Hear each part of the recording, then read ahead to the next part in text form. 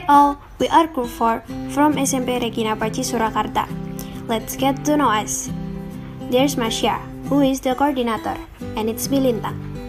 And our friends Obed and Yusuf. We will show you a video entitled Wanita Tidak Diam Lagi. We take this title from the term kesetaraan gender. Here we will discuss kekerasan seksual terhadap perempuan. We also collaboration of various subjects such as social science, math, and religion. Hope you enjoy. Apa pengertian gender, kesetaraan, dan kesetaraan gender? Gender adalah pembedaan peran, atribut, sifat, sikap, dan perilaku yang tumbuh dan berkembang dalam masyarakat. Kesetaraan adalah semua orang yang berada dalam suatu masyarakat atau kelompok tertentu memiliki status yang sama. Kesetaraan gender adalah sebagai perbedaan atau jenis kelamin yang bukan biologis dan bukan kodrat Tuhan, akan tetapi memiliki harkat dan martabat yang sama. Ciri-ciri kesetaraan gender. Yang pertama, akses. Untuk mewujudkan kesetaraan gender, harus dipertimbangkan bagaimana mendapatkan akses yang adil dan setara antara perempuan dan laki-laki terhadap sumber daya tertentu. 2. Partisipasi. Dalam kaitannya dengan kesetaraan gender, indikator partisipasi menunjukkan kesamaan peran antara perempuan dan laki-laki dalam pengambilan keputusan, entah itu di tempat yang sama atau tidak. Ketiga, kontrol. Dalam hal ini, apakah pemegang jabatan tertentu yang berperan sebagai pengambil keputusan didominasi oleh gender tertentu atau tidak. Keempat, manfaat. Keputusan yang diambil bisa memberikan manfaat yang adil dan setara bagi perempuan dan laki-laki atau tidak. Kalian tahu nggak sih, kasus kekerasan seksual terhadap perempuan menjadi permasalahan yang masih terus terjadi, bahkan meningkat loh.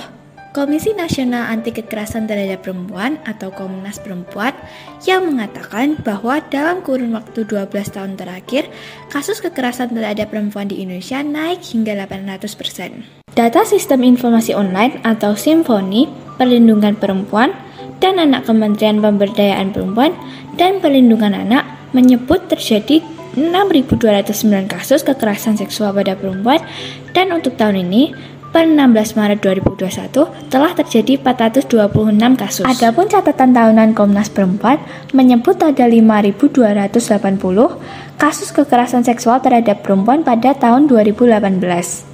Dan pada tahun 2019 jumlahnya 4.898 kasus. Diyakini angka tersebut hanya puncak dari gunung es, karena kasus di lapangan lebih banyak yang tidak terungkap sebab korban memilih untuk diam. Sebenarnya, apa sih penyebab permasalahan tersebut dapat terjadi? Yang pertama, mereka mungkin menganggap peristiwa yang dialami merupakan aib yang memalukan yang harus ditutupi. Rasa malu dan trauma adalah efek samping yang umum bagi para penyintas yang kredibilitasnya diremehkan oleh pihak berwenang dan bahkan orang-orang yang mendengar pengakuannya. Hal ini tentu secara signifikan menunda pemulihan korban dan menyebabkan kerusakan psikologis lebih lanjut. Yang kedua, mereka takut tidak dipercaya dan disalahkan.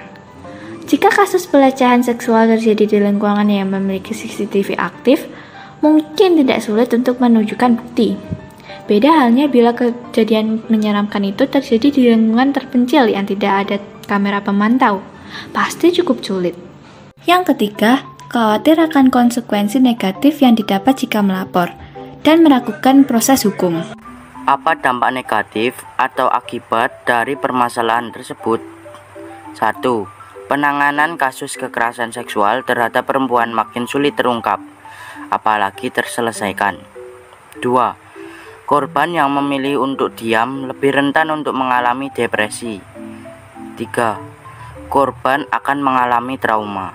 Gimana sih solusi yang dapat kita lakukan sebagai generasi muda? Menurut kelompok kami, solusi yang dapat kita lakukan sebagai generasi muda dalam permasalahan ini adalah membuat webinar tentang kekerasan seksual, menyebar poster di media sosial tentang edukasi kekerasan seksual, dan menghargai setiap korban yang terkena kekerasan tersebut.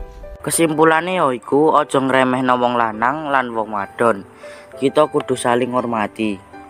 Sumangga kita tansah waspada ing sakiwatengan kita lan ojo wedi nglaporake menyang pihak hukum. Matur nuwun kanggo nonton video iki nganti rampung. Nyuwun pangapunten menawi wonten kelepatan.